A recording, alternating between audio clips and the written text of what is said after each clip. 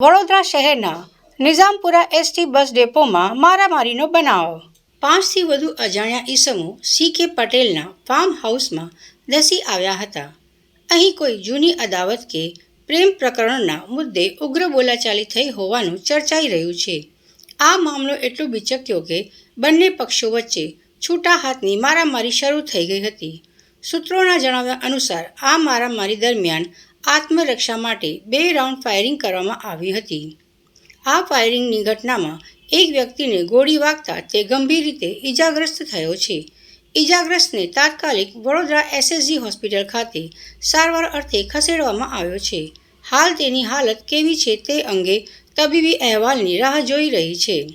ઘટનાની જાણ થતાં જ ભાદરવા પોલીસનો કાફલો ઘટના સ્થળે દોડી ગયો હતો। આ સાથે જ વડોદરા ગ્રામ્ય પોલીસના ઉચ્ચ અધિકારીઓ પણ સ્થળ પર પહોંચી તપાસનો ધમધમાટ શરૂ કર્યો છે। પ્રાથમિક દ્રષ્ટિએ આ મામલો પ્રેમ પ્રકરણ સાથે જોડાયેલો હોવાનું મનાઈ રહ્યું છે, પરંતુ પોલીસ તપાસ બાદ સાચું કારણ બહાર આવશે। આટલી મોટી ઘટના બની હોવા છતાં અત્યાર સુધી પોલીસ ચોપડે કોઈ સત્તાવાર ફરિયાદ નોંધાઈ નથી।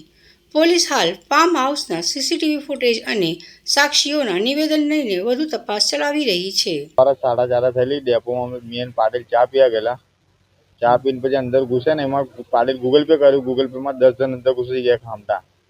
પછી પાટીલે બંડી ઝાલે ને પછી અંદર પાટીલ પેલો સન્ની જાદવ અને ઉપર પેલો શું કે એનું નામ જેડી ડાકુ એ 2 જણા એને ખેંચીને પછી પાછળને બંડી કાઢીને તઈ ઘા માર્યો એને છાતીમાં ડેપો કે અંદર। કેટલા ઘા માર્યો? 10 જણ, 3 જ જણને મારો कितने घा मारे थे?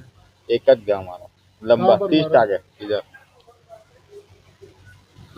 उसके साथ साथ क्या हथियार लेके आए थे? चाकू ने लेके आया था सब। कहाँ पर वो जगह कहाँ? Depot Nizampura depot. डेपो के अंदर बना कि डेपो के बाहर? डेपो के अंदर कैंटीन में।